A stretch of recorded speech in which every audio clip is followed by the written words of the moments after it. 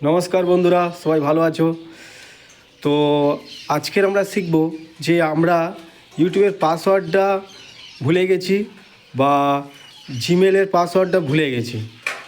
তো ইউটিউবটা আমাদের খোলা আছে ফোনে বা জিমেল খোলা আছে, কিন্তু আমরা পাসওয়ার্ড ভুলে গেছি। তো কিভাবে আমরা ইউটিউবের পাসওয়ার্ড রিকভারি করব বা জিমেলের পাসওয়ার্ড রিকভারি করব, ঠিক আছে? তো সেই বিষয়ে আমরা জানবো।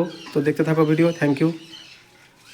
তো কীভাবে আমি নতুন করে আবার পাসওয়ার্ড করব, তার জন্যে এই ভিডিওটা করা। তা প্রথমে চলে গেলাম আমার ইউটিউবে। এই যে থাম্বনেলটা আছে ডান দিকে, ইউটিউবে মারলাম। ইউটিউবে মারার পরে আমি এলাম চ্যানেল এখানে নয়, আগে যেটা ছিল ওটাই। এরপরে আমি যাব গুগল অ্যাকাউন্টে যাওয়ার পরে এরকম একটা ইন্টারফেস আসবে। তারপর আমি যাব পার্সোনাল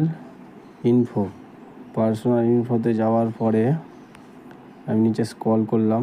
এখানে জিমেল আইডিটাও শো করবে, এই যে পাসওয়ার্ড। এবার আমি যাব এই পাসওয়ার্ডে মারব, পাসওয়ার্ডে ক্লিক করলে এখানে নতুন করে একটা পাসওয়ার্ড দিতে বলবে আর কনফার্ম করতে বলবে। মানে একই পাসওয়ার্ড দুবার মারতে বলবে। ঠিক আছে, তো প্যাটার্ন চলে এলো। আমি আমার প্যাটার্নটা দিলাম। প্যাটার্নটা দেওয়ার পরে খুলছে এটা।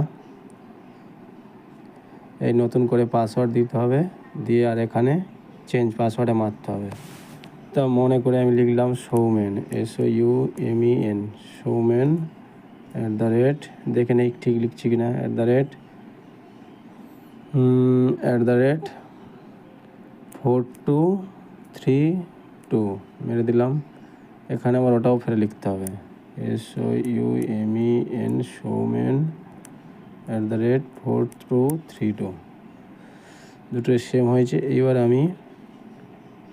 আমি